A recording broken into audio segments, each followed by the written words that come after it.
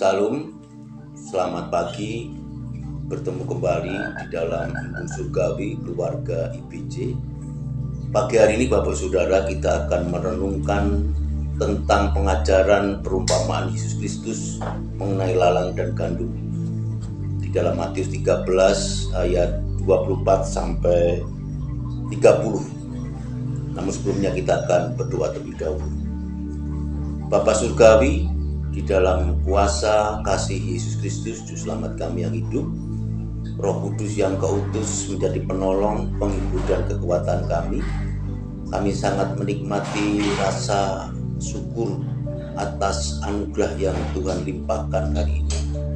Kiranya sepanjang aktivitas kami boleh mengerjakan bagian itu untuk kemuliaan Tuhan.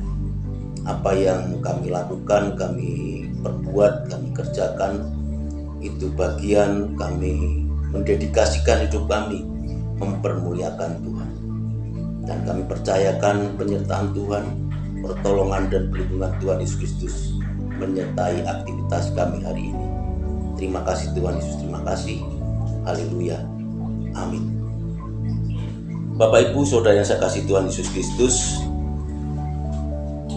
Indonesia sudah menikmati kemerdekaan sampai 78 tahun. Dan Indonesia pun pernah mengalami terpapar COVID di tahun 2019, 2021 dan telah menang. Dan sebagai umat Kristen pun kita mengalami itu, dan itu menjadi proses kemenangan buat kita. Tatkala waktu masa pandemi COVID itulah banyak beberapa keluarga mulai menyukai memelihara binatang, menanam tanaman, baik itu buah-buahan maupun tanaman hias, berkebun.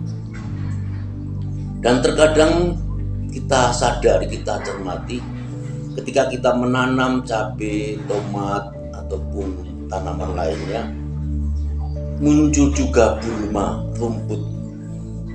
Dan itu kadang membuat pandangan apa yang kita kerjakan tidak mengenakan. Mau kita cabut, ya itu biasa, memang harus kita cabut. Tapi kalau tidak, itu mengganggu pertumbuhan tanaman yang kita tanam, yang kita rawat. Di masa itulah Allah ingin membuktikan kasih-Nya, di mana kasih Allah itu tak berkesudahan. Dan kita masih diberi waktu hingga sekarang ini, karena itu bagian seperti kita menanam apa yang kita harapkan tumbuh. Ketika nanam cabai, pasti rindu keluar cabai. Namun terkadang itu juga muncul rumput yang mengganggu. Demikian pula ketika Yesus mengajarkan tentang perumpamaan lalang dan gandum. Dan judul pagi hari ini pun saya memberi tema lalang dan gandum, di mana akan dipanen di masanya. Orang yang suka berkebun di masa COVID tadi, dan juga kita lihat sekarang para pekebun, para petani tetap sama kegiatannya untuk melakukan itu. Tapi buat kita yang rumah-rumah tinggal biasa, berkebun kadang membuat kita gemas kalau ada sesuatu tanaman yang keluar bukan yang kita harapkan. Dan kita berharap tanaman yang bukan baik itu tadi pasti dicabut. Di dalam perumpamaan Yesus mengajarkan hal yang berbeda. Bagaimana seorang penabur benih gandum di ladangnya mengetahui bahwa ada tumbuhan lain terselip di antara gandum di ayat 27. Ia sadar bahwa musuhlah yang menebarkan lalang itu. Mengapa lalang itu tidak dicabut?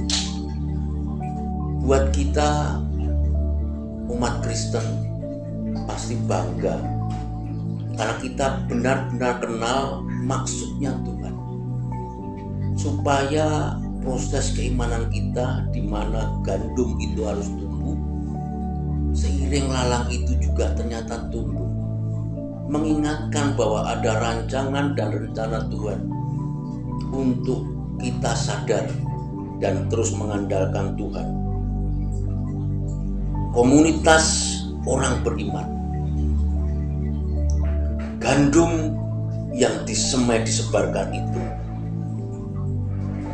terselip orang-orang yang tidak percaya dalam komunitas kita juga, dan kita wajib untuk mewaspadai, ikut mengamat-amati sekeliling kita, mencari siapa kiranya yang masuk di dalam golongan gandum maupun lalang, agar kita seturut rancangan Tuhan terus.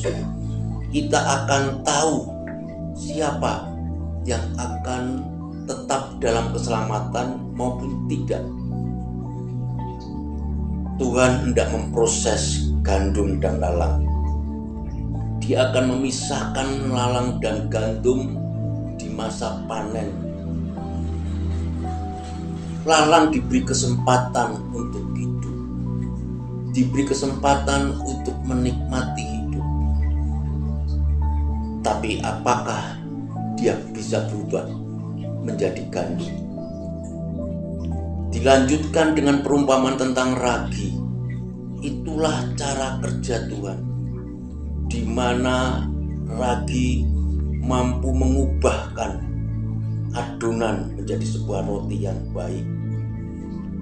Kiranya Allah yang memberi kesempatan anugerah buat kita, mampu kita pelihara iman yang Tuhan anugerahkan itu. Kesetiaanlah yang menjadi bukti kita menjadi gandum-gandum yang unggul. Masyarakat umum Jawa mengatakan, Bapak Ibu Saudara, coba pelajari tentang pohon pisang. Dia tidak akan mati sebelum bertunas dan mengeluarkan buah pisang yang matang. Itulah dedikasi, komitmen, kesungguhan atas kasih anugerah keselamatan yang mana kita hidupi dalam kesetiaan di dalam mengikuti Yesus Kristus. Kerajaan Allah ditetapkan bagi yang hidup imannya, yakini bahwa kita menjadi bulir-bulir gandum yang siap dituai, dan Allah sendiri nanti akan memisahkan mana lalang, mana gandum. Tuhan Yesus memberkati. Biarlah kita tetap menjadi gandum-gandum yang unggul. Terima kasih. Salam.